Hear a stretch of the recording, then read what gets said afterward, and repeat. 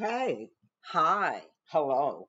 Welcome to Diana Emerson. Today we're listening to Forensic Files. This is true stories now.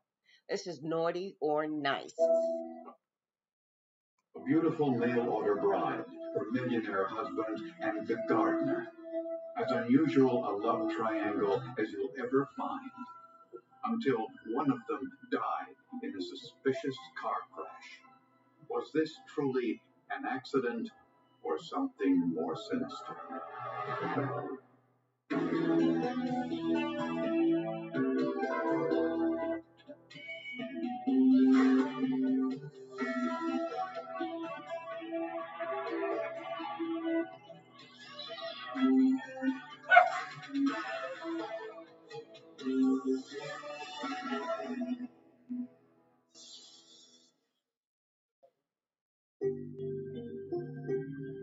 It was a Cinderella story. Dr. Jonathan Nyce, a 53-year-old pharmaceutical executive entrepreneur and millionaire, met his beautiful young Filipino wife, Michelle, through a classified ad. She was a mail-order bride. Not only did he promise her or represent to her a better way of life for her, it was a better way of life for her family. He sent money back to the family, helped some of her nieces and nephews go to school. Michelle and Jonathan married in the Philippines, moved to the United States, had 3 children, and lived a life of comfort and affluence. I know there was an age difference. I know he worked long hours. But other than that, I mean, it's just basically, they're married with kids. But after 15 years of marriage, the walls started to crumble ever so slightly when Jonathan got an anonymous telephone call. Hello?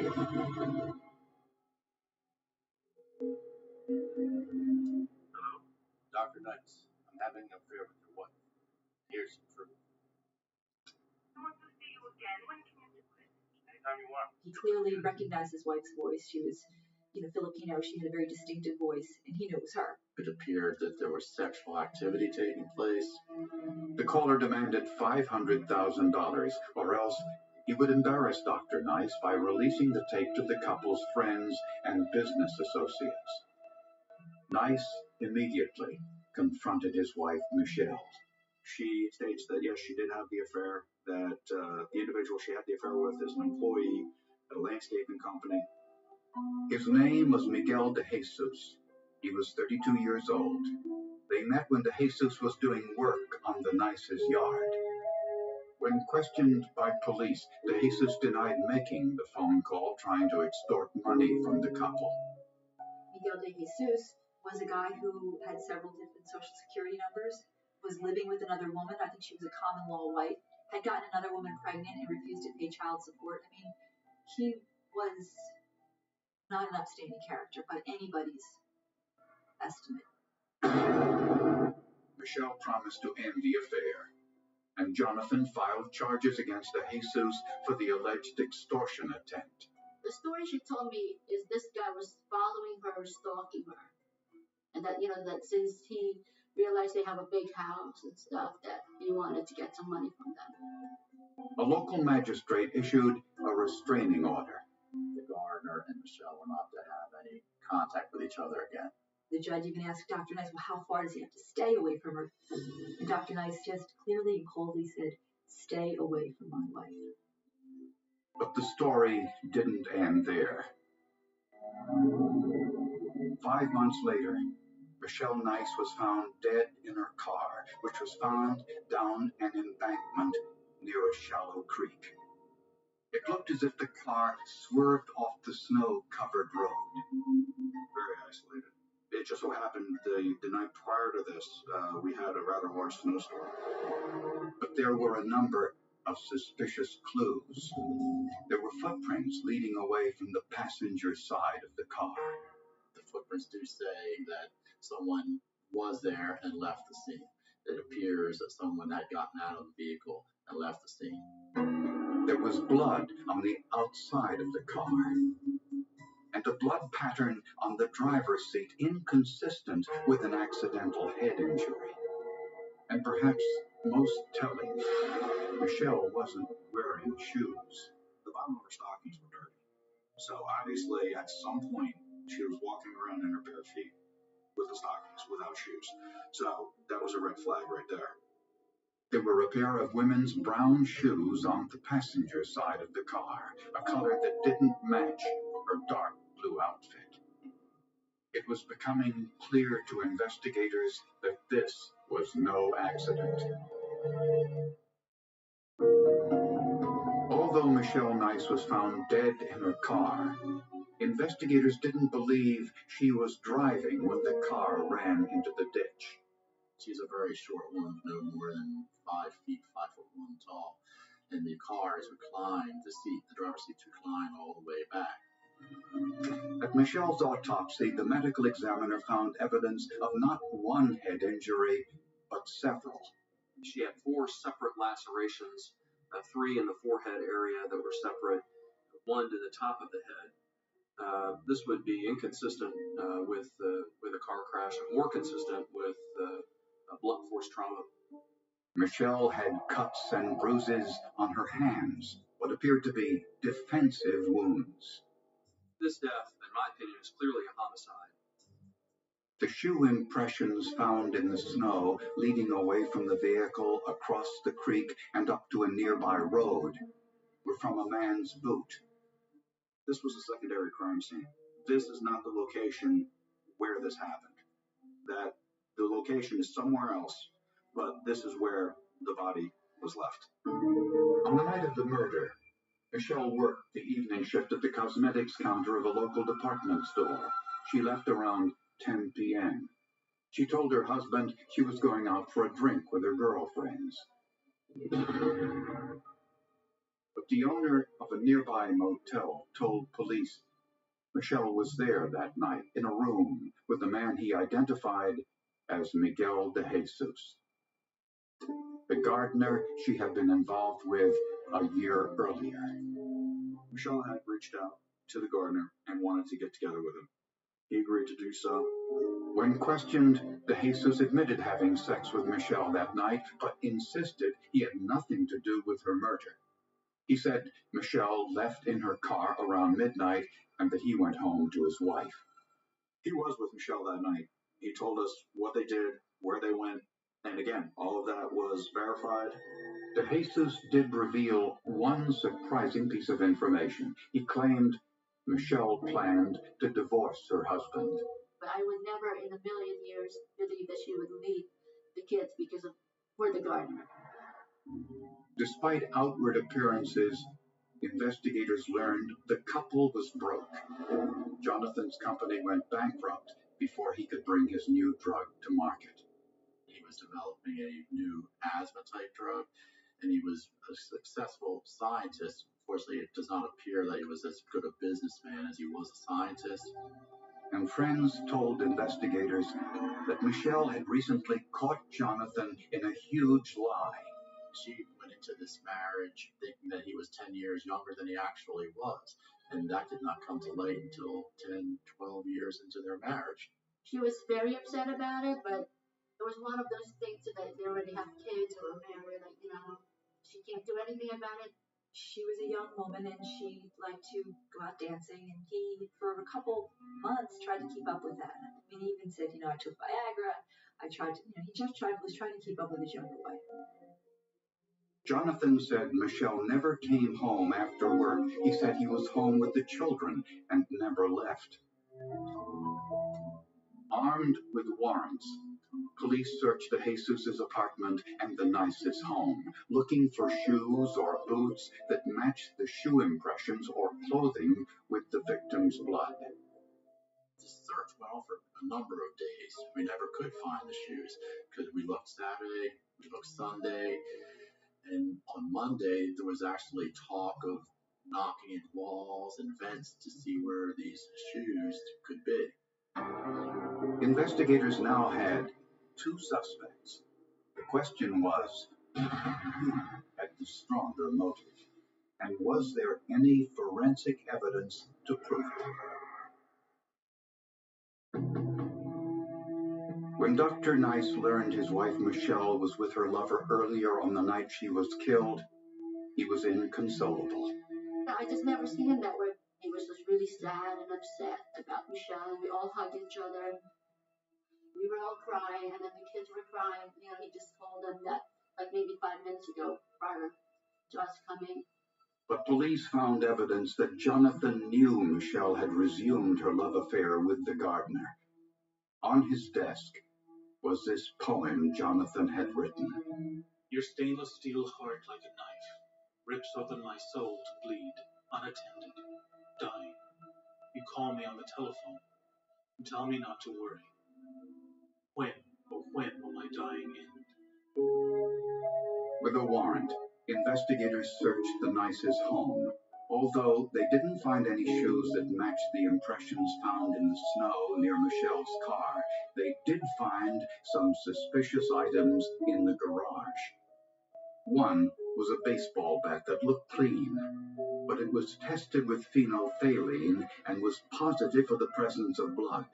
However, it was impossible to determine whether it was human or animal blood.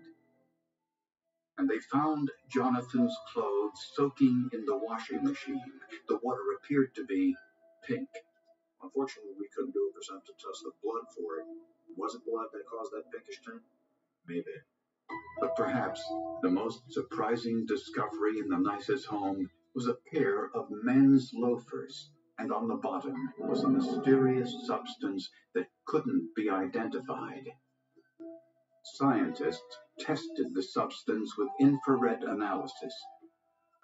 The amount of light the samples absorb and reflect can identify what the chemical makeup of the substance is.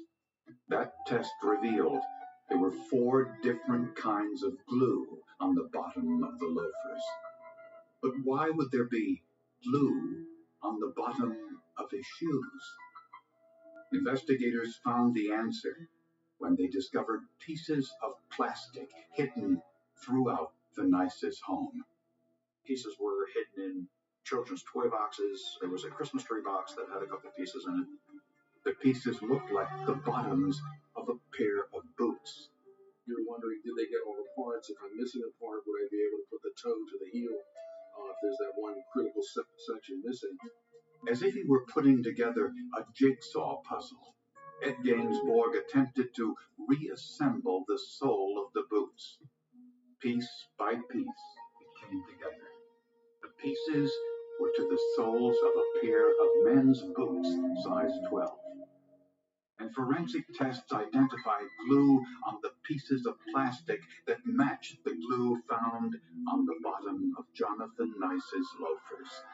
We found all 4 glues on both surfaces. We also had a physical match between where the way the glue broke when he tore the sole off of the shoe.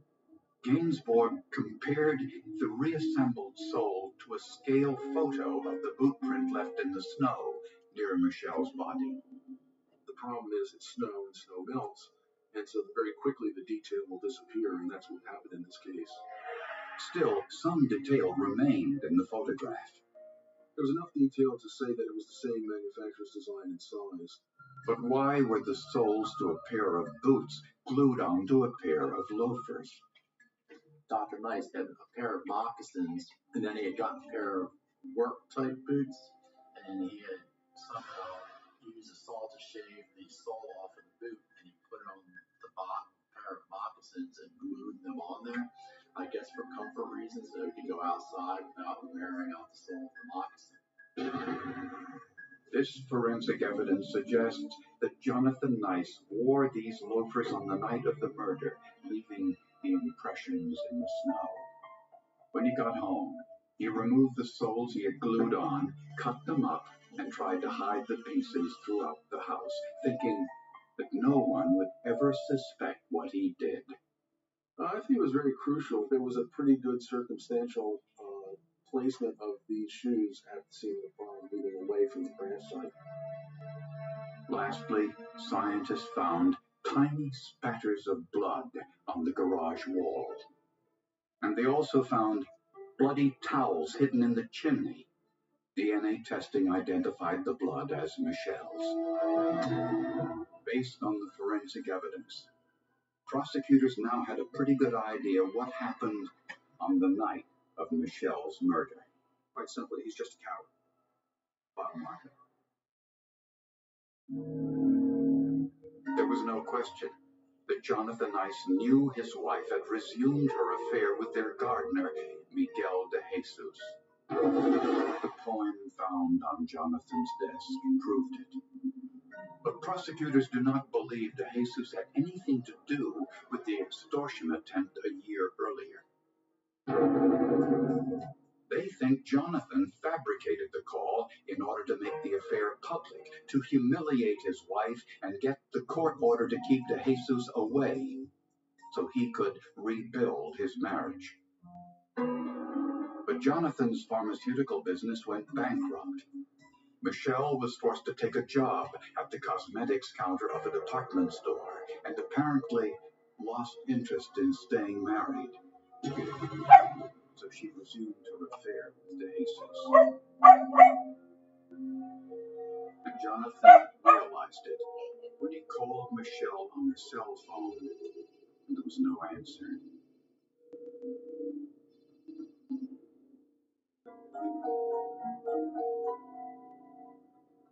On the night of the murder, Michelle came home around midnight.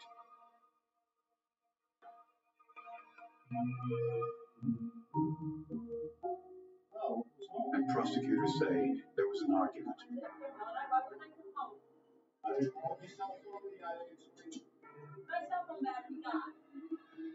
Michelle packed a suitcase. Whether it was to leave temporarily or permanently is unclear.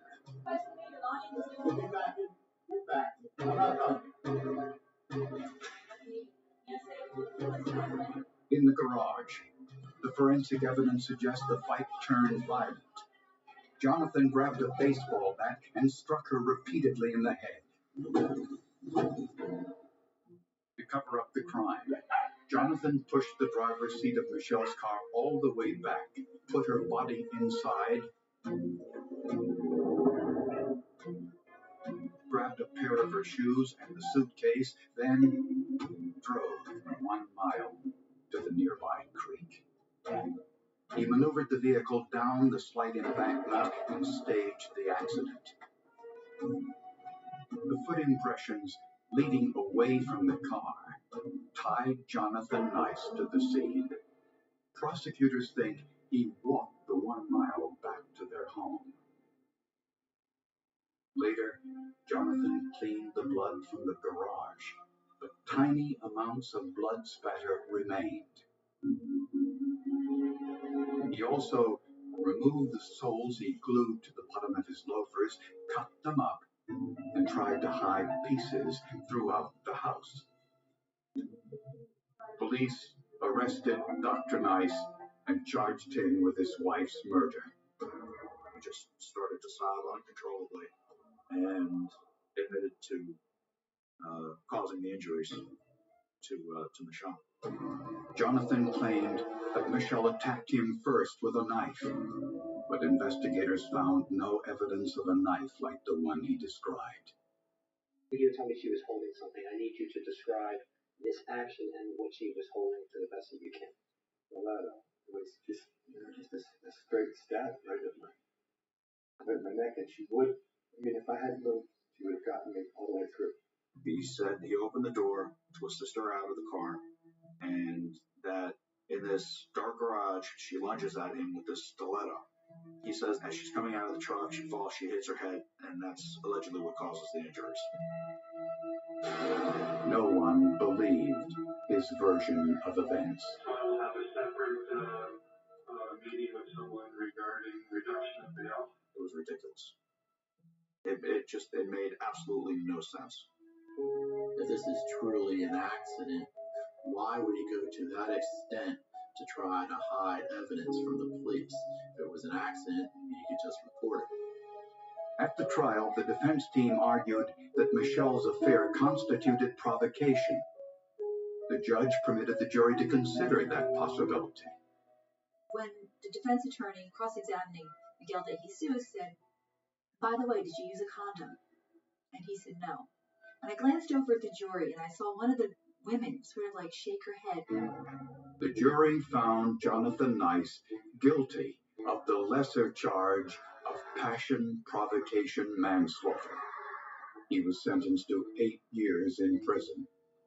Prosecutors, friends, and family were appalled. Instead of getting a divorce, you can just kill your wives. I don't think that's a good, lesson to learn from this story.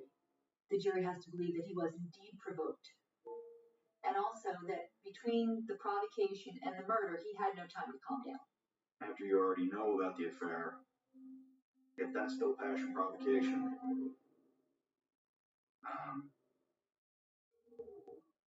I don't think it fit in this case. But prosecutors say, without the forensic evidence, Nyce might not have been convicted at all. We have the forensic evidence of the shoes actually being pieced back together to show the extent to which the defendant, Dr. Nyce, went to cover up this crime. In my opinion, without the forensic evidence, it would not have been possible to even charge Dr. Nyce with this case, with the murder of his wife.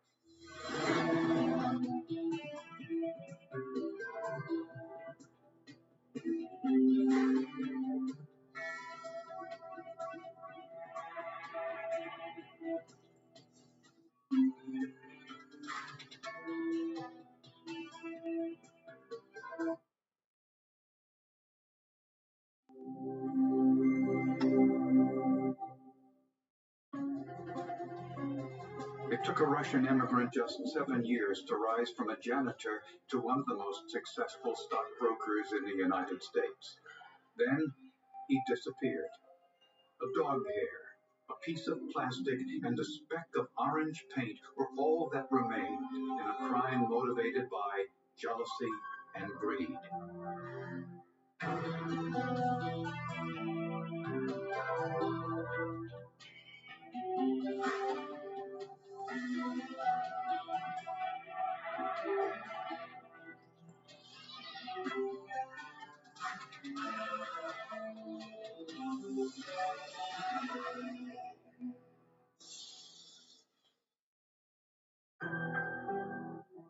In the 1970s and 80s, people living in the former Soviet Union faced a life of hardship and despair. Some, like 23-year-old Michael Prosemenchikov, wanted more. He was leading a life of deprivation, of long lines for food, of crowded buses. Michael actually grew up in an apartment with 7 other families living in the same unit.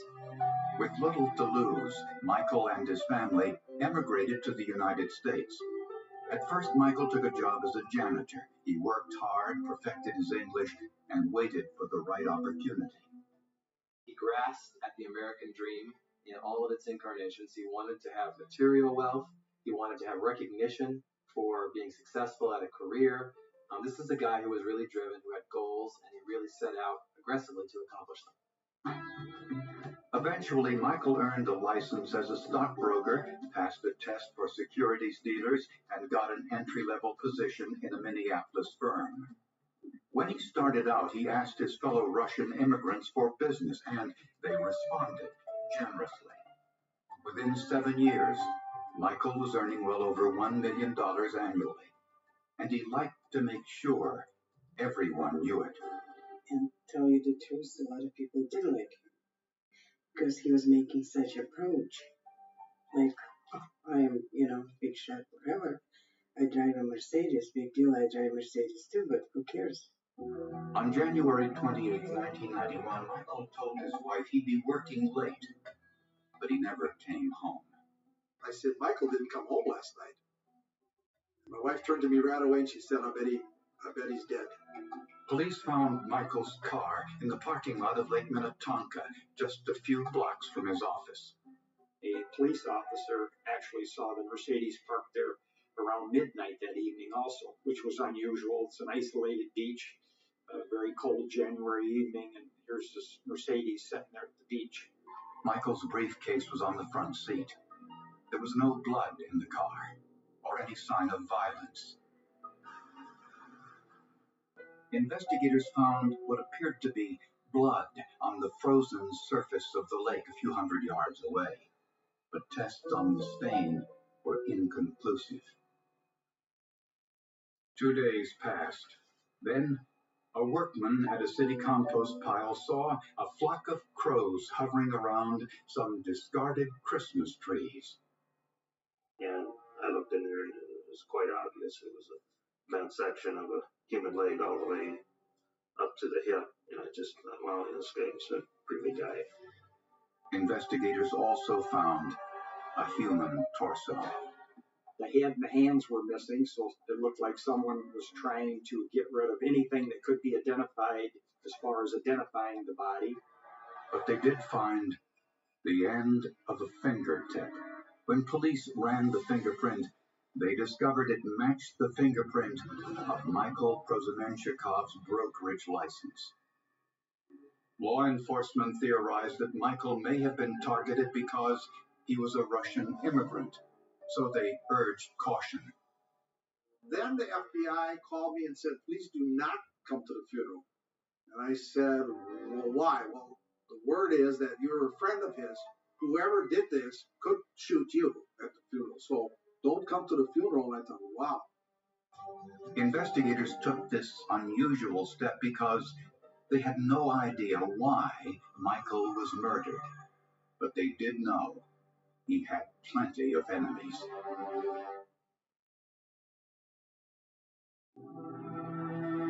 In the search for Michael Prosemenchikov's killer, investigators didn't have to look far for suspects.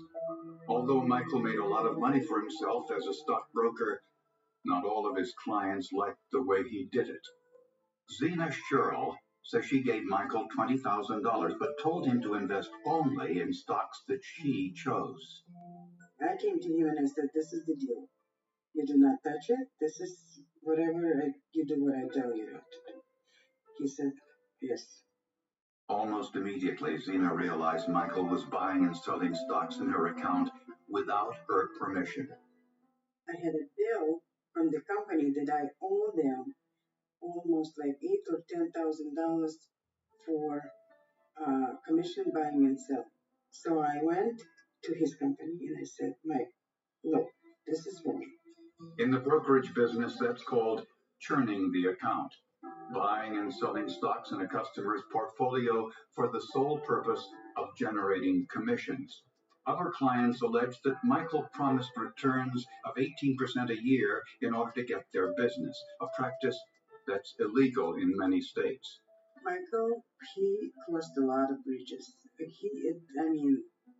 A lot of illegal things was done.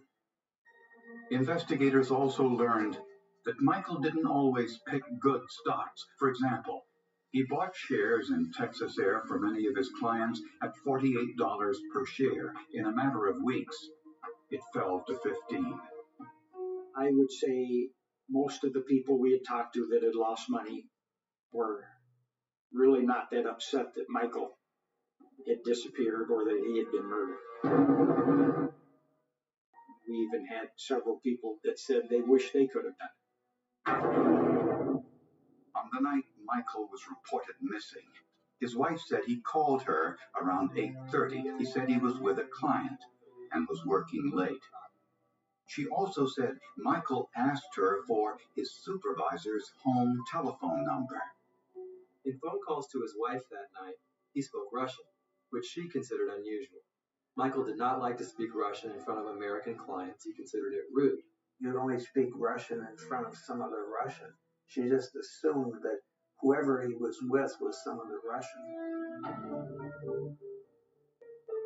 Later, Michael called his boss at home with an unusual request.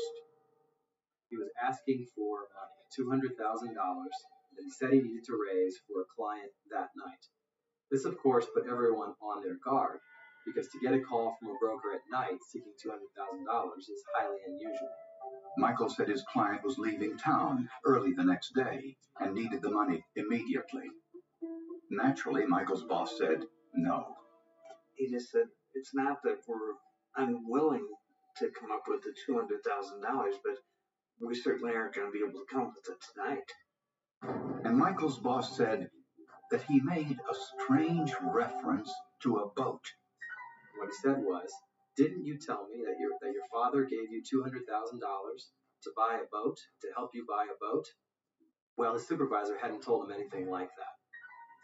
And his supervisor later concluded and later told the police that he suspected that Michael was trying to send an alarm of some kind by reminding him of a conversation that had never happened.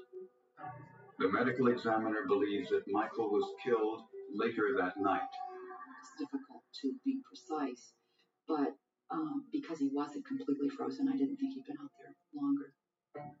Police found Michael's torso, his legs, and a piece of his finger. On the tarp with the torso, investigators found a single black hair. It was very fine and had kind of a crimped appearance to it. It's not indicative of a human hair. Microscopic examination revealed it was a dog hair. The medulla, or central core of animal hairs, can help identify the breed. In this case, analysts determined the hair was from a Bernese mountain dog, which is tricolored and usually very large. The only other evidence at the scene was on the gate that led to the garbage dump. It looked as if a car had hit it to force it open. There was some brownish paint transfers on the gate at the compost site from the gate being pushed open by a car. And there was a small plastic fragment that looked like a piece of the car's bumper. A witness told police that he saw Michael's black Mercedes-Benz in the lake parking lot next to a small brown vehicle similar in color to the piece of bumper found at the compost site. He also stated that the car possibly could have been a Mazda 626. It looked consistent with a Mazda 626. This narrowed the list of suspects considerably. They were looking for someone driving a brown Mazda who had a Bernese mountain dog and was one of Michael's clients.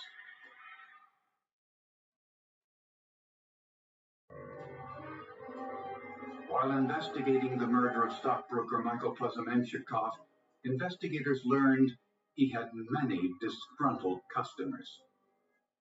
He had also been soliciting investors to build a resort in Reno, Nevada, to be managed by a company called Omni Financial. Quite a bit of money that investors put into this scheme. And it ended up that actually the address for Omni Financial was in the middle of the desert. It was an old deserted shabby motel, vacant, is really what the address was where this resort was supposed to be. The investment was a scam, and this created even more unhappy customers. Authorities believe that money was probably the motive for Michael Plazamenchikov's murder. News of Michael Plazamenchikov's murder generated a number of potential leads, including one from employees of a local car wash. They said they had an odd encounter with a customer the morning after Michael's body was found. But a customer requested we get some hunting blood out of his trunk, which had us thinking a little strange. They said it was a brown Mazda, and they gave police the license number, PNN 393. The car was registered to Zachary Persitz, a 39-year-old Russian emigre who worked as a dam inspector for the state of Minnesota. He was a friend of Michael's. When he first met Michael, he was more established than Michael was. And then Michael got into the brokerage business, and Michael's earnings eclipsed those of Zachary. They met in this country. They didn't know each other in the old country. Their wives were friends. Persitz was married, had 2 children, and was well known and respected within the Russian immigrant community. Very nice, very musical, very intelligent. I remember Zachary is a good artist. This guy was the greatest guy in the world. He wouldn't hurt a flea. If you interviewed them, they'd say he was a great neighbor, kept to himself, never bothered anybody. But Persitz and Michael were more than just friends. Michael was Persitz's financial advisor. Their relationship was rocky at best. Investigators discovered that Persitz gave Michael $150,000 to invest, but there were more losses than profits. At some point, Persitz discovered his stock portfolio was worth less than $30,000. For the most part, they weren't investments that were suitable for a guy that invested every nickel he had with Michael. When questioned by police, Persitz denied any involvement in Michael's murder, and he willingly took a lie detector test arranged by his lawyer.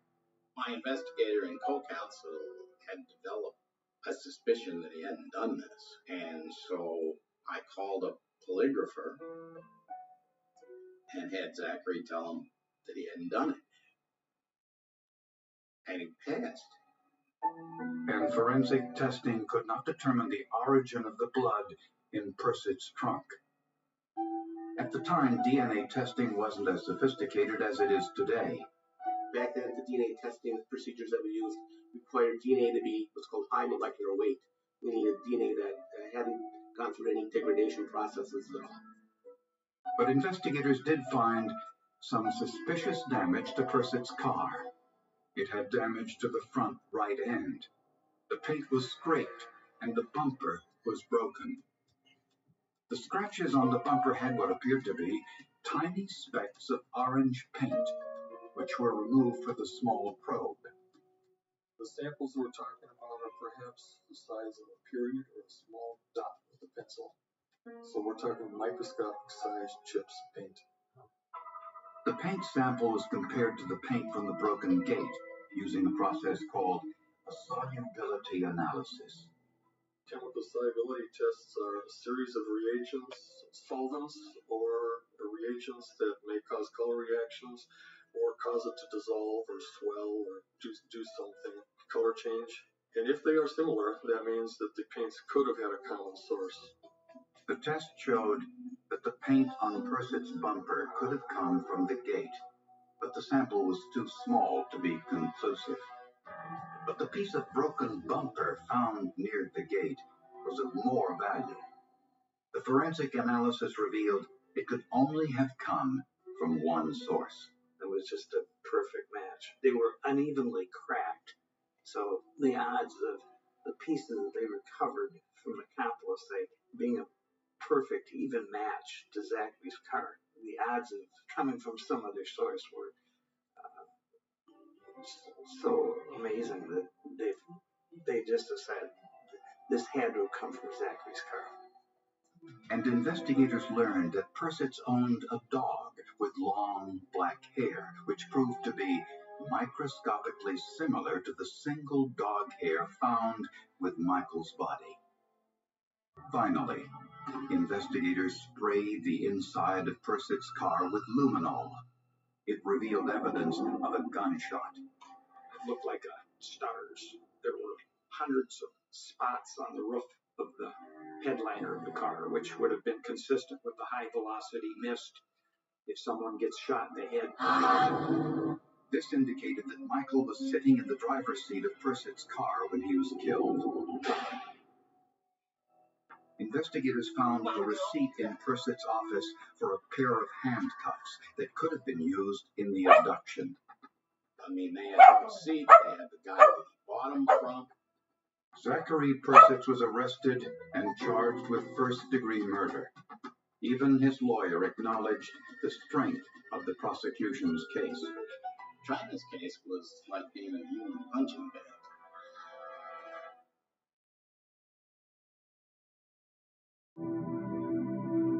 Prosecutors believe that Zachary Persitz was enraged by the way his friend Michael Prosemenchikov handled his money. He watched his $150,000 dwindle to less than $30,000. He came upon hard times. He was not going to be able to pay the tuition for private school. He was not going to be able to make his mortgage payments. And that's where the dynamics of Zachary Persitz began to change. He was unable to stand the pressure of seeing all of his dreams vanish. At the same time, Zachary Persitz saw that Michael was living quite well on the commissions generated from all of the stock transactions. Zachary's wife oftentimes would compare their lifestyle to Michael's lifestyle, saying, things like Michael has a big house, why don't we have a big house? Michael has a Mercedes, why don't we have a Mercedes? And on and on. Prosecutors believe Persitz wanted revenge. The evidence suggests Persitz set up a meeting with Michael after work. They met in the parking lot at Lake Minnetonka. Once there, Persitz threatened Michael with a gun and demanded his money back with interest. So Michael called his boss at home, asking him for $200,000. But his boss refused.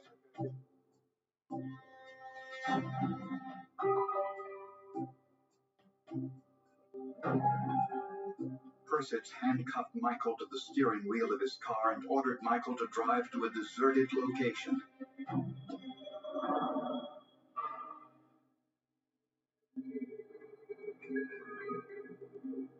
And then killed him.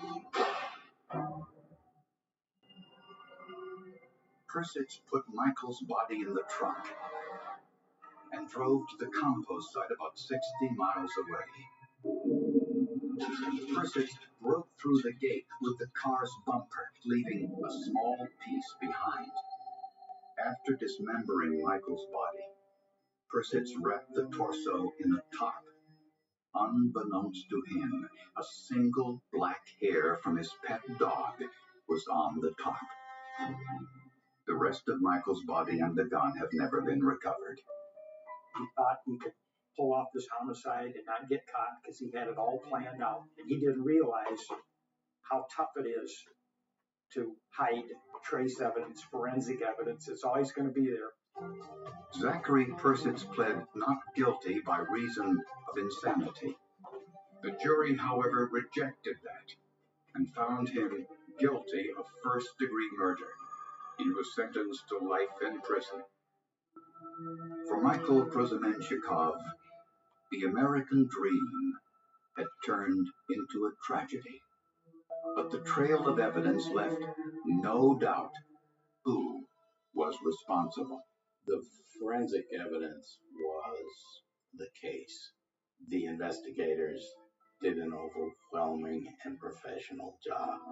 The old expression is, if you think you know how to commit the perfect crime, there are 50 ways to figure it out. And you're a genius if you can figure out 25 of them.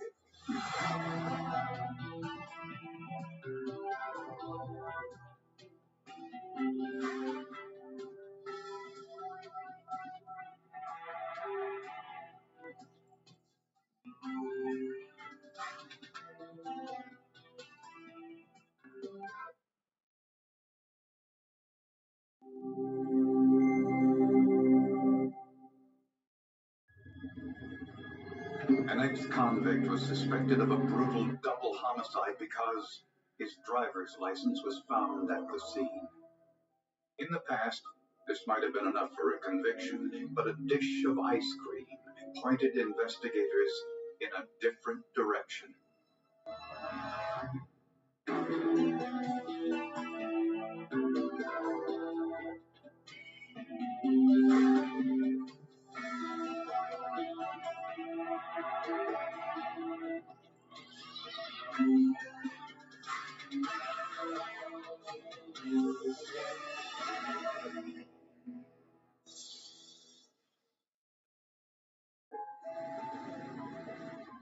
On the day before Thanksgiving in 2003, a St. Petersburg, Florida shop owner noticed a Jeep near his store.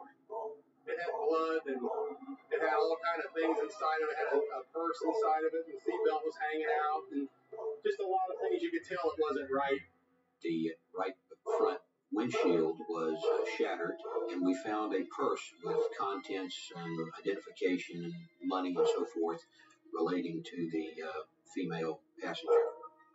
The Jeep belonged to Richard and Carla Van Dusen. Carla's cell phone was found on the front seat. Just a half mile away, neighbors called police to report 2 dead bodies on the road outside their home.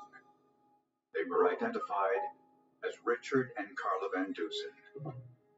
Richard was laying face down in the dirt of the driveway, and Carla was laying on her side. Both had been shot in the head. And we later learned through an autopsy that Carla had also been stabbed.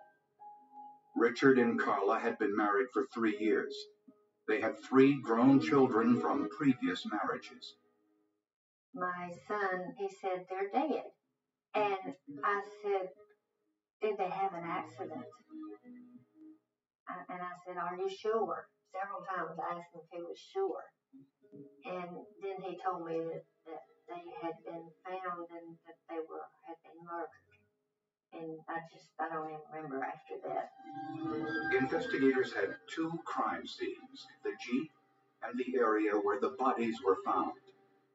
Based on the evidence and the location of the bodies, investigators think that the killer was someone the Van Duzens knew. We felt that there probably was a third party involved in the vehicle with them. Richard Van Dusen is forced out of the car at gunpoint. He's certainly killed outside of the car. Carla Van Dusen is shot while seated in the car. It looked like Carla saw what was happening, turned her head, lifted her left hand, and the bullet went through the windshield, her hand, and into her head. Later, the killer cut her seatbelt and removed her body from the Jeep.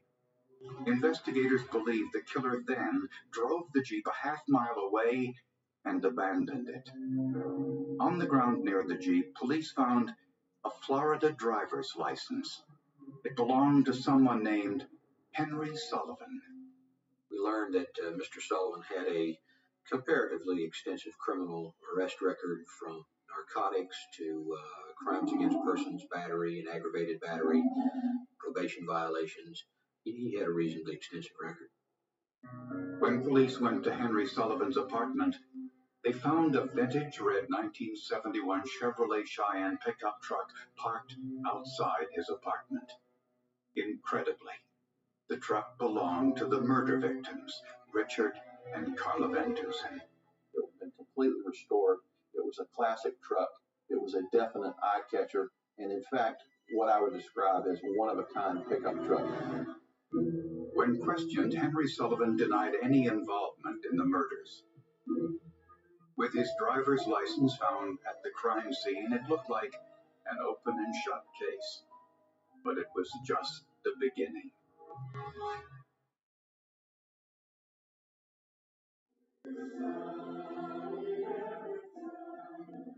Friends and family couldn't believe that Richard and Carla Van Dusen were murdered. Richard was a copy machine sales manager whose hobby was collecting antique cars. Carla was a courtroom reporter. On weekends, she worked as a clown, entertaining sick children at local hospitals. They were pretty well known in the community. They lived in a small beach town outside of St. Petersburg called Tierra Verde. Very beautiful sugar sand beaches. The prime suspect was 32-year-old Henry Sullivan.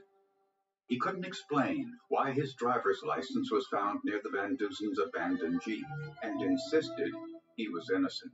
Sullivan said, I lose my IDs all the time. In fact, I just lost one, a couple weeks before you came to interview me. The driver's license was dusted for fingerprints. None were found. Police also looked for fingerprints inside the Van Dusen's Jeep, especially on the seatbelt. After having applied anhydride to the seatbelt and allowing it to dry completely, I re-examined that seatbelt for the presence of fingerprints and found none. But the killer left behind one piece of evidence, a 9mm bullet found on the floor of the victim's Jeep. When investigators searched Henry Sullivan's apartment, they found a 9mm pistol.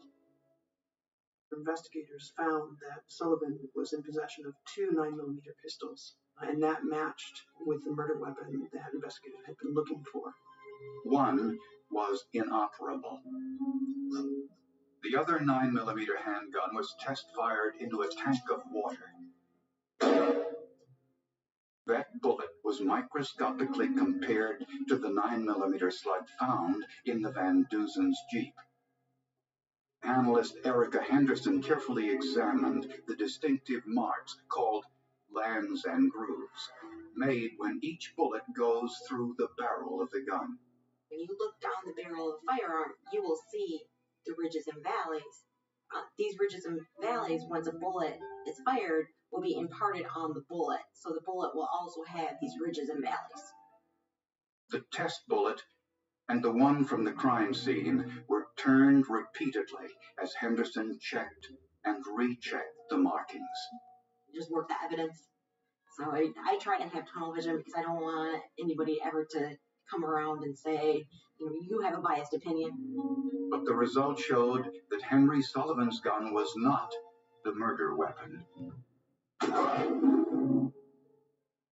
Crime scene analysts then turned their attention to the Van Duzen's classic red pickup truck found behind Henry Sullivan's apartment. As they examined the vehicle, there was another bizarre incident in this already unusual investigation. We are approached by a white male subject who identifies himself as William DeParvin, who announces himself to us as the owner of the truck and said that he had purchased it the day previous. DeParvin lived in the same apartment building as Henry Sullivan, and he said he bought the truck from the Van Duzens just the day before. He said the Van Duzens placed an ad for the truck in the local newspaper. DeParvin went to look at the truck, bought it, and said the Van Duzens later delivered it to his apartment. He said he paid them $6,500 for it, and when they left, he never saw them again. His approach to us was very upfront and forward. He was quite conversational, and he didn't appear to be defensive, belligerent, or anything of the sort. Most of DeParvin's story could be corroborated, but there were several discrepancies.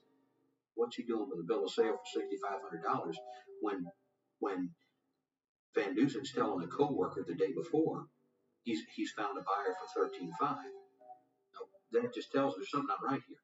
DeParvin said the Van Duzens left his apartment around 5:30, but Carla Van Duzen called her mother at 6:37 p.m. with information that contradicted that.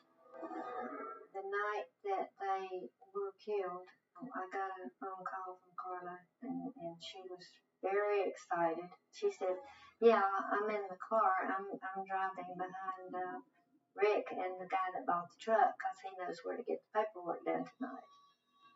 Although Carla never mentioned the buyer's name, the call placed the buyer, presumably DeParvin, in the pickup truck with Richard Van Duzen an hour after DeParvin said they'd left his apartment.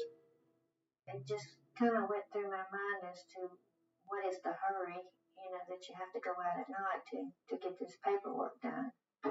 DeParvin denied he was the man in the pickup truck with Richard Van Duzen. A background check revealed this wasn't DeParvin's first brush with the law. We found that Mr. DeParvin had an extensive felony arrest record and that he had just been released from prison and was on probation. DeParvin had just served 9 years on a weapons possession charge. And Henry Sullivan was still a suspect. We still have the Henry Sullivan angle, and also we don't lose sight of the fact that there may be an unknown perpetrator involved in this crime. There may be something else completely unrelated to the sale of the pickup involved.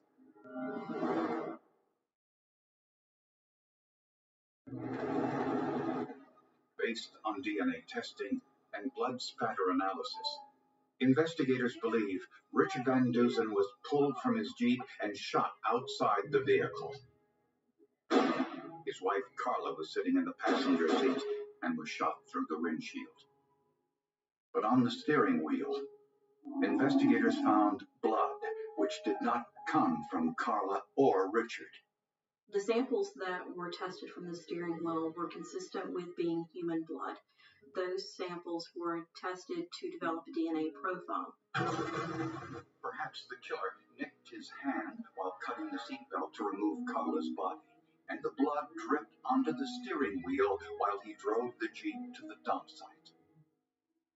Investigators asked their initial suspect, Henry Sullivan, for a DNA sample.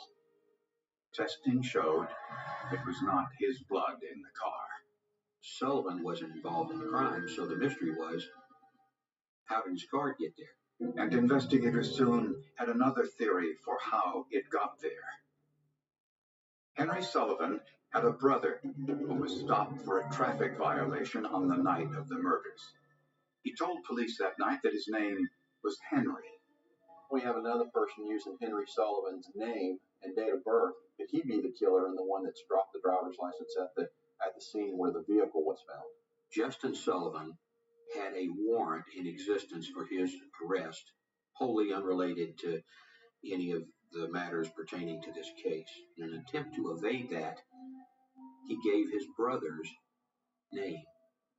Our curiosity was piqued to the point that we thought perhaps Justin Sullivan was using Henry's identification in it, and it could have conceivably been that Justin dropped the ID card at the scene of the crime. But like his brother, Justin denied any involvement in the murders. He said he had an alibi, that he was with friends at a nightclub, which they corroborated.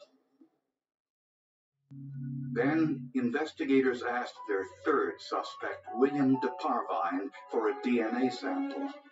He said no. We don't have any probable cause at this point in time in the investigation to indicate that Mr. DeParvine is involved in the murder.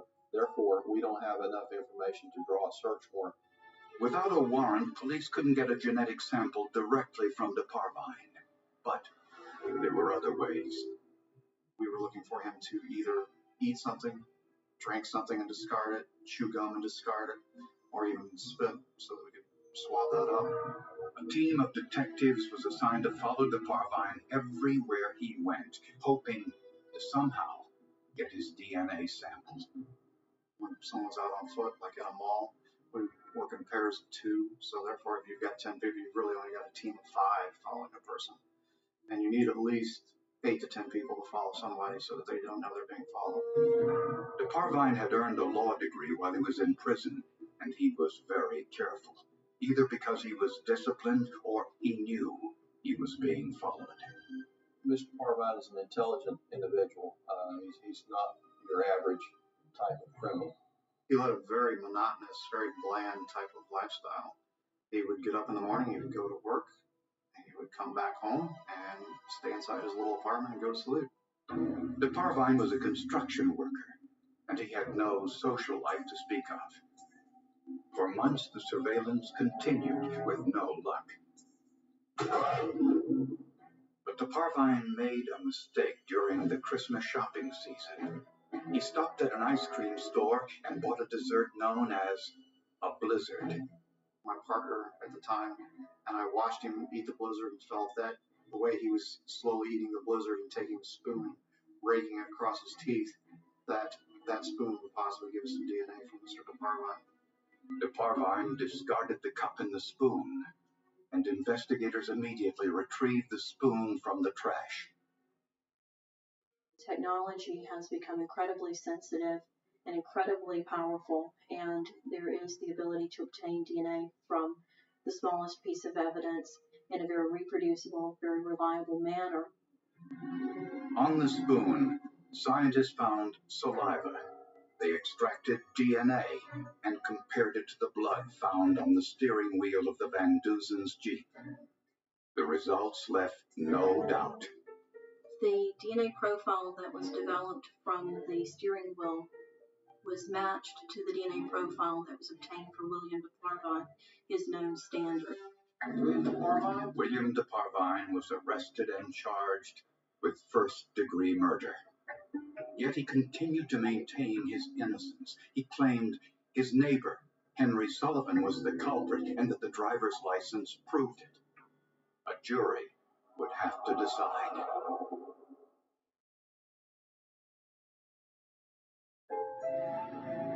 William DeParvine admitted that he was with Carla and Richard Van Duzen on the night they were murdered. DeParvine says he bought the couple's truck, and after he paid for it, he never saw them again. But prosecutors didn't believe that.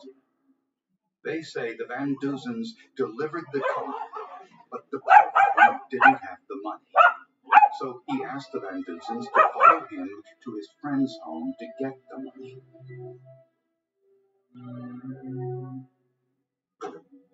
Phone records indicate Carla called her mother at 6:37 to say she was driving behind the man who bought their truck.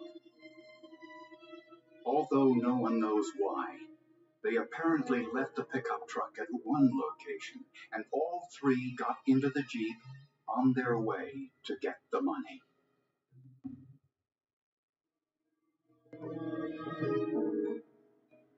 As the Parvine led the Van Duzens to the deserted road, they may have realized that there was no friend, that there was no money, and that this was a setup.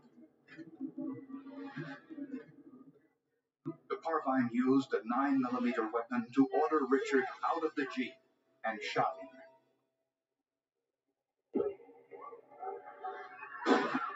He shot Carla through the windshield. The bullet passed through her left hand as she tried to protect herself. Then the Parvine cut Carla's seatbelt to remove her body from the Jeep, and in doing so, accidentally cut his hand. His blood dripped onto the steering wheel as he drove the Jeep back to the pickup truck. Before he abandoned the Jeep, he planted Henry Sullivan's driver's license, which he may have stolen since Sullivan lived in the same apartment building as he did. To cover his tracks, the Parvine forged the bill of sale for the truck in the amount of $6,500, half of what the Van Duzens were asking for it. Where he disposed of the murder weapon remains a mystery. It was on a work release when they killed Carmen Rick. I had been told that federal investigators had deemed him to be a psychopath, a sociopath, and I was told by one of the prosecutors that they did not think this whole crime happened because he wanted that truck. It happened because he was looking for somebody to kill.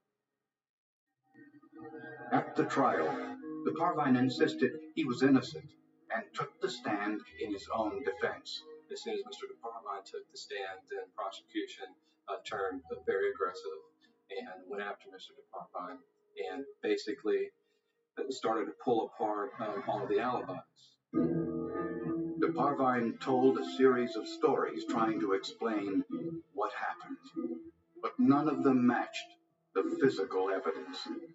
The point where I made up my mind that he must be guilty was after I heard his complete testimony and decided that all of the alibis that he was coming up with were just beyond belief. The jury took 3 hours to find the Parvine guilty, and he was sentenced to death. In the end, some saliva on a plastic spoon and a small nick on his hand told investigators how he committed the crime and how he killed 2 innocent people who were just trying to sell their truck and be on their way. I was never really into forensic science or even, gave it any thought. But since that time has happened, I have become hooked on court TV. And I've learned a lot about the way the law works and about the way forensics play into a case where there's no eyewitness, especially.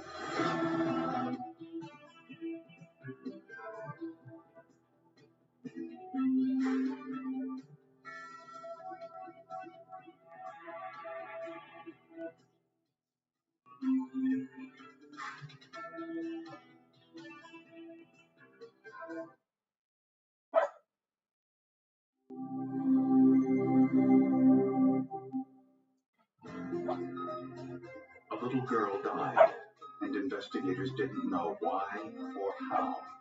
Was it an accident? Was it an unexplained illness? Or was she murdered? Scientists would go halfway around the world before finding the answer in two unlikely places: a shredded legal document and her mother's signature.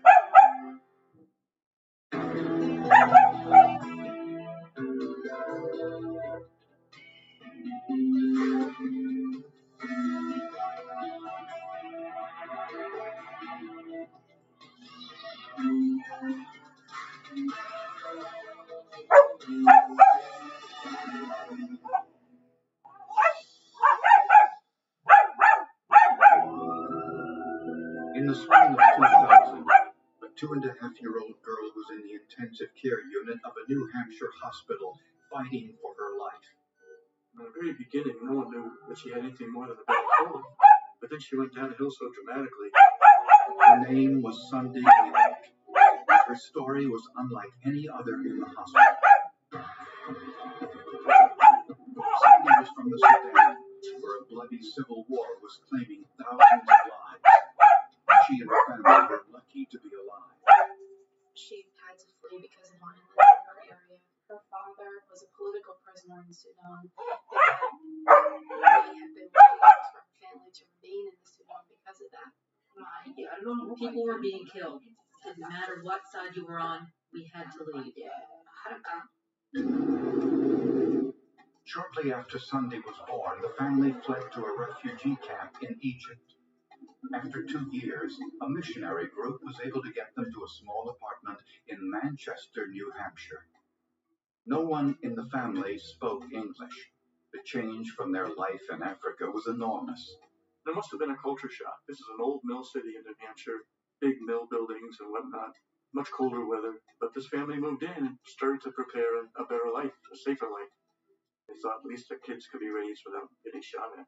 The family had been in the U.S. for just a little more than a month when one day, for no apparent reason, Sunday started vomiting. She ran a high fever and she became delirious. Her mother was sleeping on the hospital floor in Sunday's room. She would sit and hold the child in her arms. I mean, that was her main concern, was that Sunday was sick and she had to get her better. At first, doctors thought Sunday had contracted a bad case of the flu, but none of their treatments worked, and they were unsure what was wrong with her. Sunday's initial symptoms were high fever and vomiting, and that could be anything. That could be virus, that could be all kinds of problems. I didn't know what the problem was. The doctors didn't know. They couldn't tell me what was wrong. Despite a battery of tests, the cause of Sunday's illness couldn't be determined. None of her siblings or her mother had gotten sick. 3 days after she was admitted to the hospital, Sunday's temperature soared and her brain swelled uncontrollably. She went into a coma and died. When you have children, God gives them to you and He can take them. When Sunday died, I tried to remember that God gave her to us and now He wanted her back. For Sunday's family, the promise of a peaceful life in America had turned into an unspeakable tragedy. The mother's lawyer said that she had told him that if she had any idea this could have happened, she never would have moved her family to the United States. But of course, she couldn't have known. She knew she was moving them away from a danger. She just had no way of knowing she was moving them into another danger. Soon, an investigation was mounted to find out how it happened. And what it uncovered was not an illness, but a crime. During a spring snowstorm in 2000, 2.5-year-old Sunday Ebek was laid to rest thousands of miles from her native Sudan. I'll never forget the women in the group wearing their African clothes and wool hats and gloves, and they're singing African prayers as the snow came down. They probably never saw snow before. And the whole scene to me was just one of the saddest things. After 2 years on the run, the family thought they had finally found a safe haven in America, but they were wrong. They had come here trying to have a better life for their daughter, and they ended up burying her in a snowstorm in New Hampshire. And that led to an intriguing story. How did this come to pass? Investigators thought poisoning might be a possibility. Whenever there's an unexplained death of a child, I think the police first suspect is always a family member. Sunday's mother was questioned, but she had no apparent motive. She was asked if one of the siblings could have done it. It was ridiculous. In Africa, a child cannot poison her sister or her brother or even me. They wouldn't know how. It did not come from the family. Was it possible one of the neighbors, perhaps resentful over the influx of refugees into the neighborhood, was responsible? In our apartment complex was another family from Sudan. Before my child got sick, so did theirs, but he recovered. He didn't die. But a severe flu caused that child's illness. New Hampshire officials couldn't determine how Sunday died, and this raised alarms. One of their initial concerns was to make sure there was not the importation into the U.S. of some exotic disease that could have been transmitted by Sunday or her family into the U.S. All members of the family were thoroughly tested. Everyone was perfectly healthy. But then results came back from an extensive test on Sunday's blood. Analysts were shocked by what they found. Her blood contained unusually large amounts of lead, 392 micrograms per deciliter, 40 times the lethal level for a child. High level for us might be 50 or 60. I think we may have even had 70 or an 80 over the years that I've done inspections, but a 392 was just absolutely off the charts for us. Lead kills by attaching itself to red blood cells. This takes oxygen out of the blood and starves the brain. Sunday's official cause of death was lead poisoning, the first such case in the U.S. in more than a decade. The family seemed to be having trouble grasping what had happened. One of them said to me, "We don't have lead in Africa. In Africa, lead is bullets. You're getting shot at." Investigators now checked the rest of the family to see if they'd also been exposed to lead. The test showed they were all within normal levels. There was something unique to Sunday. It wasn't something that they had commonly all been exposed to that created this horrific problem for all of the family. How could a killer dose of lead have gotten into Sunday's system while the rest of the family was unaffected? Their apartment building was locked down in a search for answers. Paint, the most common source of lead poisoning, was tested with a portable X-ray analyzer. It uses a radiation source to basically excite the lead atoms in the paint, and then it actually sends X-rays back into the machine. Minor amounts of lead were found in the paint, not unusual in an old building, and not nearly enough to kill someone. Now investigators moved on to the water, the air, the cooking utensils, and toys. Everything in the apartment was tested. We select an area of the home and mark off a square foot and actually wipe it with a sterile wipe and collect the dust and put it in a sterile container, and that's analyzed to see what the dust level is in the home. The contents of the wipes were dissolved in hydrochloric acid. In a process called atomic absorption, the solution was exposed to temperatures of more than 3,000 degrees Fahrenheit. There runs a sample in the flame, much like an acetylene torch, and the instrument is set up to see only lead. No abnormal levels were found. Nothing in the building could produce a dose of lead large enough to kill. And I walked back to the office and said, I don't think it's the house. There's something else going on. Extensive testing provided no clues as to how little Sunday Abeck was exposed to a lethal dose of lead. Lead has been known as a hazard for 2,000 years. Lead was one of the first occupational diseases identified by the Romans and even the Greeks many, many years ago. So not a new issue. While investigators couldn't rule out an intentional poisoning by someone in the U.S., they had to consider the possibility that Sunday was poisoned before she got to America. Perhaps in the refugee camp. They even brought in the health department in Egypt, and they sampled the formula that the little children were giving, because if something was contaminated in the formula, that could affect thousands of kids. Food, air, water, and soil in the camp were tested. Everything was negative.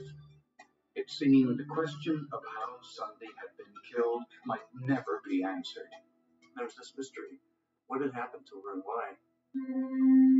Investigators now turn back to Sunday herself. Since lead is a poison, the body goes to great lengths to expel it. Deposits build up in the nails and hair. The average person's hair grows about a half-inch per month. Sunday's hair was an inch long and provided a wealth of information. She had spent a month in the United States, and before that she had been in Egypt. So, by taking her hair and looking at it specifically for lead content, and dividing it in half so that we had the half inch that grew in the United States and the half inch that grew before that, we were able to make a comparison and time her exposure. The hair was bombarded with radioactive neutrons. This caused different elements in the sample to react in unique ways. The tip of Sunday's hair had trace amounts of lead, but the base, the part closest to the scalp, showed massive amounts. What that tells me is, in the United States, she got exposed to a pretty significant amount of lead, and that her level before that wasn't abnormal. So her exposure was in this country, it wasn't back in Egypt. Investigators must have overlooked something, but they didn't know what. They went full circle. They went back to Manchester and started saying, what did we miss? They questioned Sunday's mother again and were told something they had not heard before. Sunday spent a lot of time on the front porch of their apartment building. I knew always that the cause of Sunday's sickness had something to do with the apartment.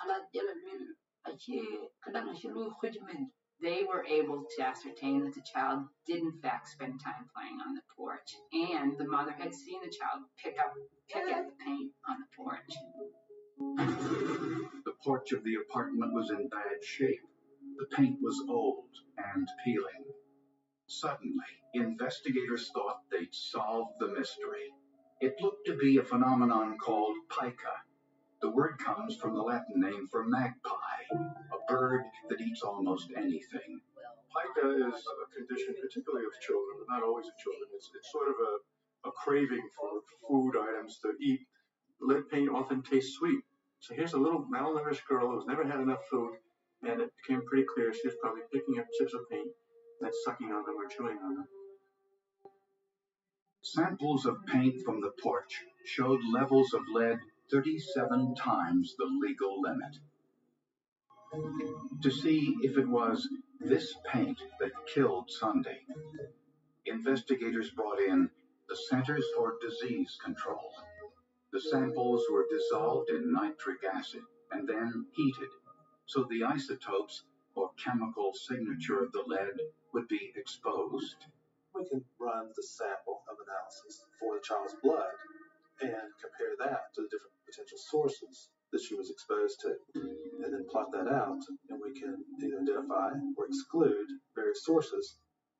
The isotopes from the paint on the porch and from Sunday's blood were identical.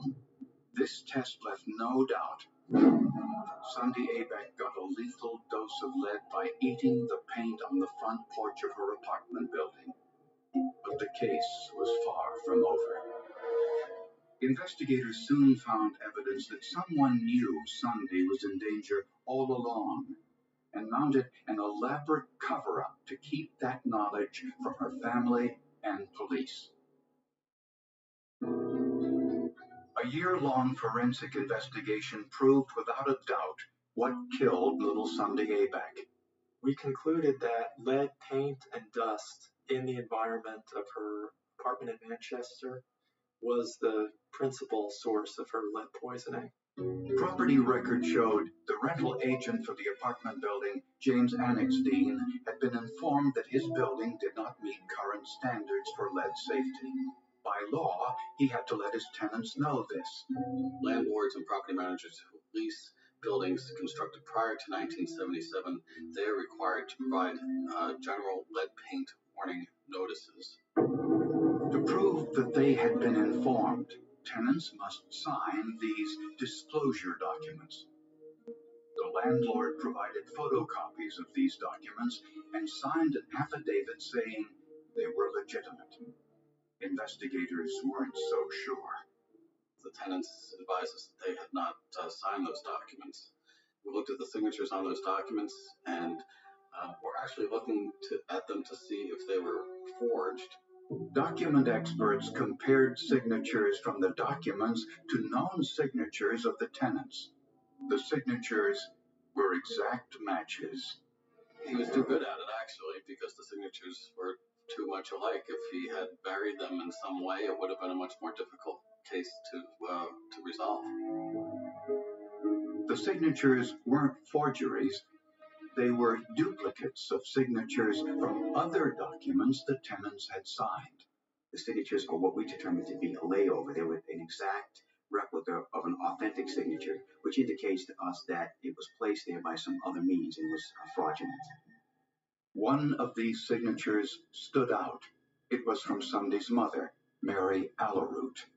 In the document provided by the landlord, her name was spelled out, but at the time, Mary could barely write English. She was still signing her name with an X, though she was undergoing training by a church-sponsored teacher to learn how to read and write and speak the English language. It was readily apparent to non-handwriting forensic examiners that this was indeed not her signature. Investigators raided the landlord's office. In the bottom of a trash can, they found more than 60 torn scraps of paper. The Secret Service reconstructed that document for us, finding all but one of the 60-something pieces.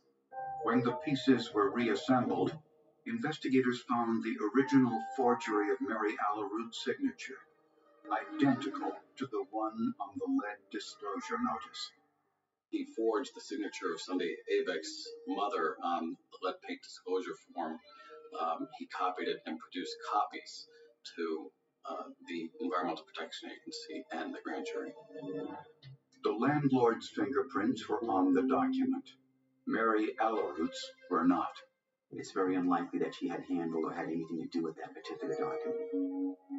Investigators say that when Annexstein found out about Sunday's death, he knew he was potentially liable. So he took his tenants' signatures, copied them from other documents, and then placed them back onto the lead disclosure agreements.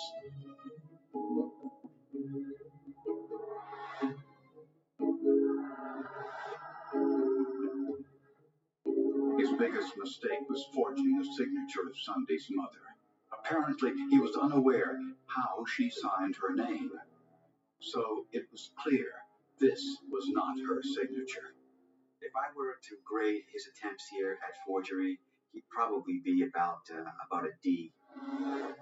When faced with the evidence, James Annexstein pleaded guilty to obstruction of justice and failing to notify his tenants that they were living in unsafe conditions.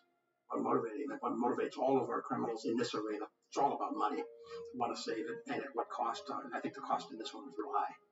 Not to him, to her. Repainting the porch would have cost just a few $100s and would have saved Sunday's life.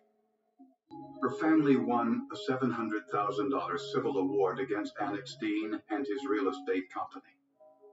He was sentenced to 15 months in prison and fined $40,000.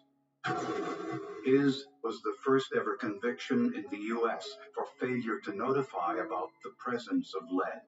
He dug himself a real deep hole and got hit with a big penalty. And I think the EPA hoped to send an alarm across the country so other landowners don't take part in similar activities. I was happy he got punished. He was lying. I never signed those papers. He lied, and it was right that he was punished. Sunday's family has relocated to Tennessee. They're still adjusting to life in America and the aftermath of Sunday's death. Meanwhile, Sunday lies in an unmarked grave in a New Hampshire cemetery, hundreds of miles from her family, thousands of miles from home.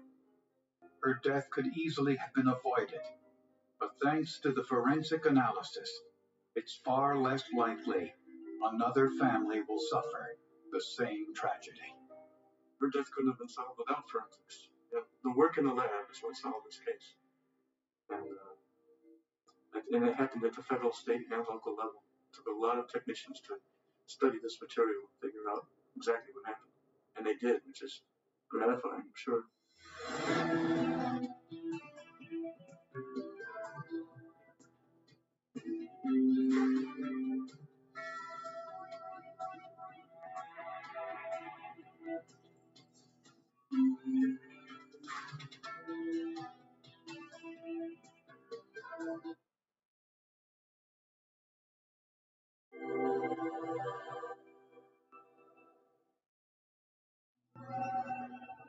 The dean of a prestigious university had a secret life that may have led to his death. A tiny piece of a latex glove and some broken glass were the only clues. To solve the mystery, investigators needed to know what he was doing with an 18-year-old girl.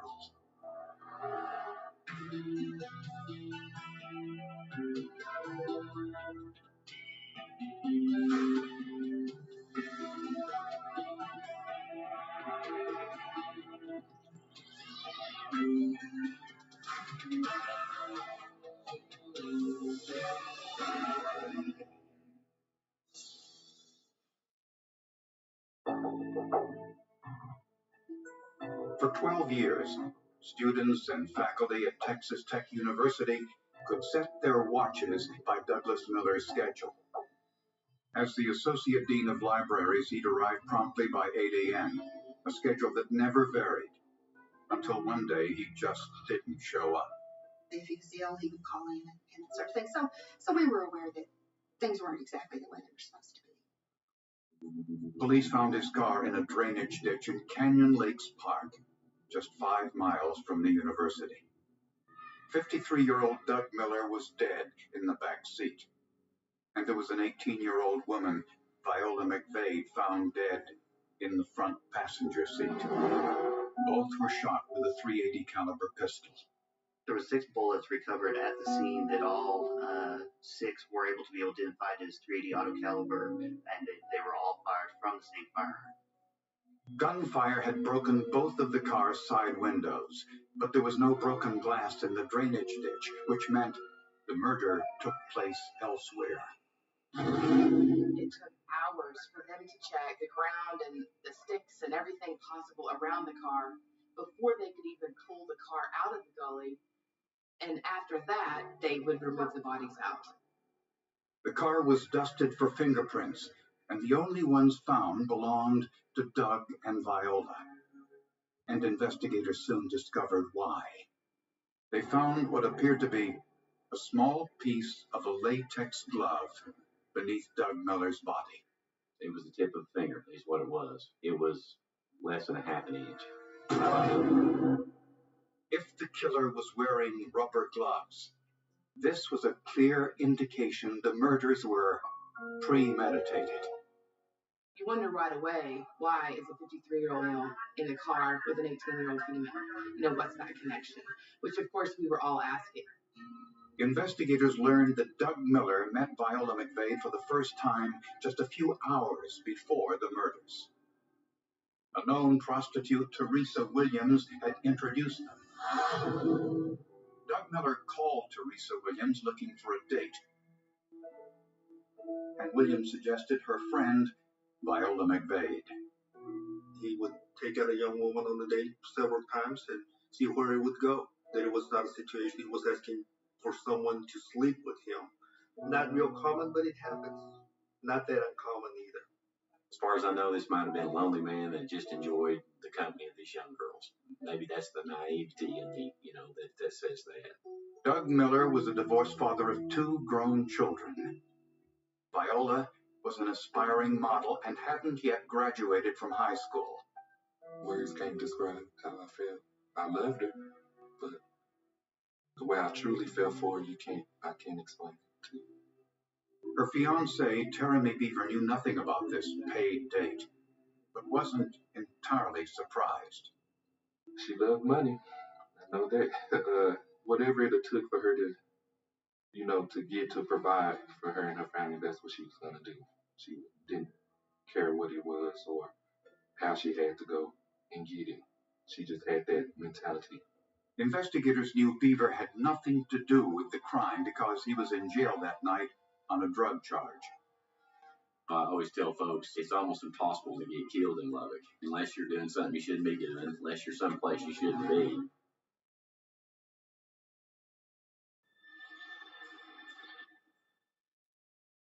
The double homicide of a college dean and a teenage girl was going to be difficult to solve since Doug Miller and Viola McVade were barely acquainted, and each had different backgrounds to look into. When questioned by police, Doug Miller's friend said he had no known enemies. Everyone we asked, his friends, his co-workers, were completely shocked. They had no idea why he would have been in this part of town or with this person. In fact, Doug Miller had a reputation as one of the most private and generous people at the university where he worked.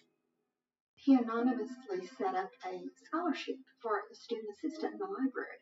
Now, they all knew the scholarship was available, but they didn't know who funded it. And I just always thought that was very interesting that he had every opportunity to say, put his name on it or say, I did this, but he never did that kind of thing. The crime scene suggested that Doug Miller may not have been the primary target, but that Viola McVade was. I think she had 3 gunshot wounds to the head, very close. She had stippling that was, gunpowder burns that were very close, almost close contact wounds to her head. High-impact blood spatter inside the car on the driver's side proved that Doug Miller was shot in the front seat and then moved to the back seat. With the amount of blood that was in the seat and it being all smeared would indicate that after he was removed from that seat that someone had to sit down in that blood and transfer that blood from the seat to their person. Both victims still had their wallets, jewelry, and other personal items, so robbery was not considered a motive. The bodies were in Doug's car in a ravine in Canyon Lakes Park. There was no glass on the ground from the broken windows, an indication the murders took place elsewhere. But where was the murder scene? Police records revealed a potential clue.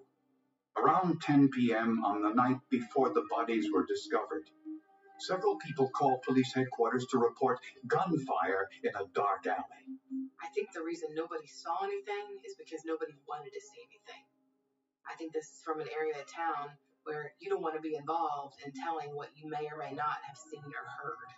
A close inspection of the alley revealed shattered glass, which was sent to the forensics lab for testing. Analysts tested the glass for what's known as its refractive index. Refractive index is the measure of the speed of light as it passes through a substance. It's the reason that when you put a straw in a glass of water, it looks like the straw bends. The sample is crushed into small pieces and placed in a drop of oil, then heated. When the oil and the glass reach the same refractive index, the glass disappears. We change the temperature of the oil until we see that glass disappear. And then we know at that temperature, the oil is this refractive index, therefore the glass is that same refractive index. The refractive index of the glass in the alleyway was similar to the glass from Doug Miller's car. To be absolutely certain, scientists heated the glass with an argon plasma torch to identify its chemical makeup.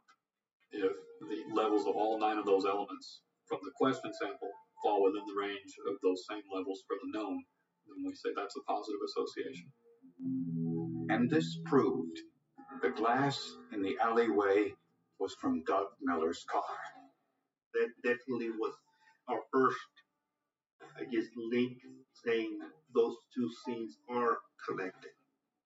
We knew where the crime scene was. We were able to determine that the glass that was found in the alley came from the victim's vehicle. Next, investigators wanted to know where Doug Miller and Viola McVeigh were before they were killed. In Doug Miller's home, investigators found a lipstick-stained cigarette butt. DNA testing was performed on that cigarette butt, and that was actually determined to be consistent with the DNA profile of the female victim. Next, investigators checked Doug Miller's telephone records and found something interesting. Someone, presumably Viola, used Doug Miller's phone to call her sister Liza, but Liza's boyfriend, Vaughn Ross, answered the phone. They didn't get along. They never got along, not even from the first day that they actually met. They never got along. She always said it was something about it. According to Liza McVeigh, she never got to speak with Viola that night. She said that Vaughn and Viola argued and that Vaughn hung up on her. Hello? Perhaps the most telling piece of information was that Vaughn Ross's apartment was just 15 feet from the alley where Viola and Doug were murdered. But he wasn't the only person who lived near the alley. So too did Teresa Williams, who admitted she was with the couple earlier in the evening. At that point, she became a very likely suspect or someone who possibly had more information than what she had relayed to. Everybody that has contact with the victims at that night is considered a suspect.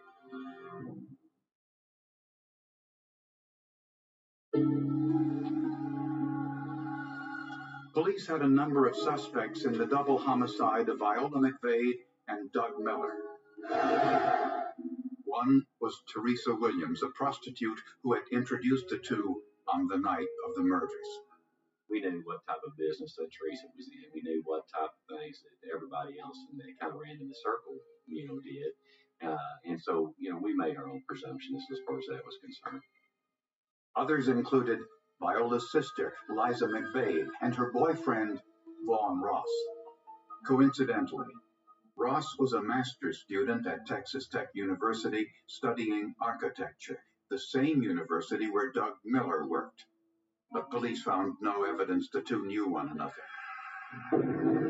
When questioned by police, Vaughn Ross and Liza McVeigh confirmed that Viola called them about an hour before the murder.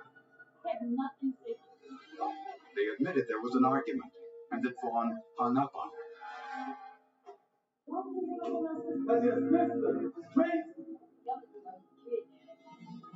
But both Liza and Vaughn Ross insisted they weren't home when neighbors heard gunfire in the alley an hour later. Liza said she left Vaughn's apartment and went home after Viola called. She decided, I'm just going to walk over to my dad's house. She didn't have a vehicle. And so her dad didn't live too far away from where his apartment was. It was sometime around 9 o'clock, 9:30, I think is what she said. Vaughn said he too left his apartment just after Liza did to run some errands. A background check revealed some troubling information. Vaughn Ross had a history of violence. As a minor, he had been convicted of stabbing a former girlfriend. That was a very violent act that he had done. He had basically cut a girl, I think, 8 or 9 times with a very deep laceration to her throat, to her neck area. A search of Vaughn Ross's apartment turned up nothing. There were no bloody clothes, no bloody shoes. There was no gun or ammunition, nothing that would link him to the murders. The only forensic evidence at the scene was the fingertip of a latex glove found inside Doug Miller's car. The lab technician swabbed what appeared to be a speck of blood on the outside of the latex. A phenolphthalein test proved it was human blood, and a DNA test showed it was Douglas Miller's. Now investigators were interested in what was on the inside of the fingertip. So that would tend to contain more DNA evidence from this cellular material from the hands. So the sweat actually potentially would release more DNA from the hand. Just as they suspected, the swab from the inside of the tip did show some cells, but a very small amount. Just a few years ago, this sample wouldn't have been large enough for DNA testing, but now polymerase chain reaction increases the sample size by replicating it. So a DNA analysis was possible, and the results were astonishing. I remember getting a phone call and going, wow, this is awesome. Because to me, that just summed it up for us, and that's what was able to, that kind of sealed the deal.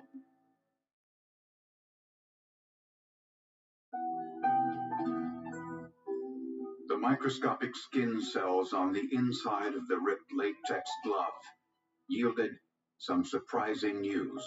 It had DNA from not one person, but two. The DNA profile from the inside swabbing of the latex glove was consistent with the mixture of the male victim and the suspect, Von Ross. With that small piece of the tip of the latex glove, we were able to place the suspect, Von Ross, in that vehicle. If that match had not been made, somebody would have had to make a decision whether to let us go ahead with what we had or let it be an unsolved case. Von Ross was arrested and charged with 2 counts of first-degree murder for the shooting deaths of Viola McVade and Doug Miller. As Ross was led to the police station, investigators noticed he was wearing a sweatshirt. On a hunch, they confiscated the sweatshirt and sent it to the forensics lab. Days later, I began examining that sweatshirt and found a stain of blood right on the front, right in the chest area of that shirt. It was transferred blood. It was just a small stain where you could tell that that shirt had come into contact with a bloody sword. DNA testing confirmed the blood was Doug Miller's. Somehow, Ross transferred a small amount of Miller's blood onto his shirt. Based on the forensic evidence, prosecutors believe they know what happened on the night of the murders. Doug Miller wanted company that night, so he asked an acquaintance, Teresa Williams, if she knew anyone who was free. Williams introduced Doug Miller to 18-year-old Viola McVade.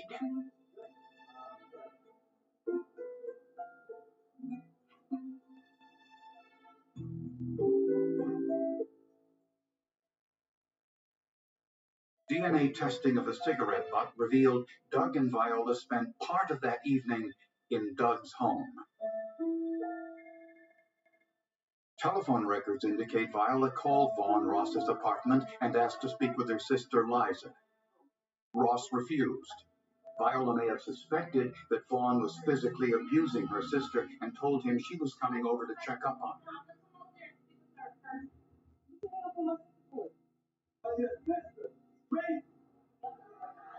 Liza left before Viola arrived. I don't think she ever thought in a million years that this was what was going to happen. I think she was just tired of him, and she just left. I think clearly he did the act on his own. Prosecutors believe Ross put on a pair of latex gloves, grabbed a semi-automatic pistol, and waited for Viola to arrive. When Doug Miller drove into the alley to drop Viola off, he walked into an ambush. Ross shot Viola 3 times in her head. Then he killed Doug Miller. Glass from Miller's car fell to the street. Forensic testing proved this was the crime scene. As Ross moved Doug's body to the back seat, a tiny piece of the rubber glove ripped. Inside was enough DNA to link Von Ross to the crime.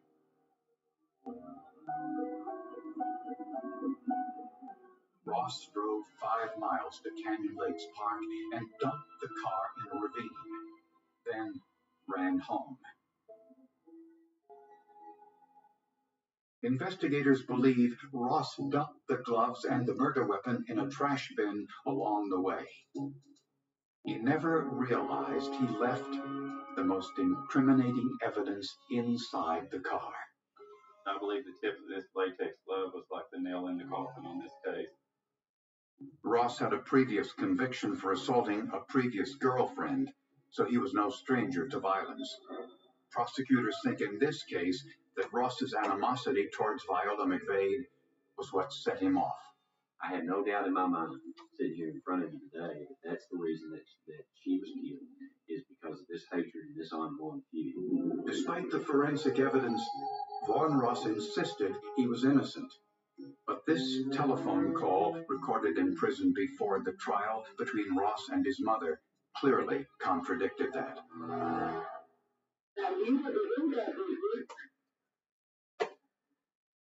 I might have. I don't know. I need to talk to a lawyer. What you mean you don't know? I don't remember none. That's why he said I need to talk to a lawyer. Oh, Lord. That's about as close. He just couldn't lie to his mom. You know, an innocent person just is going to say, come on, of course not, or no. But it was a long pause, and to me, that's as close a confession as you could get. After a 2-week trial, Vaughn Ross was convicted of capital murder and sentenced to death. To let you know it's not a such thing as a perfect crime. It's some kind of evidence somewhere. You just have to look deeper to find it. The slightest little thing can give a person away. Ross took every precaution he knew about, but it simply wasn't enough. Finding the tip of the latex glove is what conclusively put him as the shooter. So without the science, I don't think he might have ever been caught. I don't know where this case would have gone without finding the tip of that glove, because there were so many people involved that didn't tell the whole truth, that you could tell were holding something back, that may have wanted to cover up for someone else. One of my favorite quotes is that when man commits a crime, God will find a witness.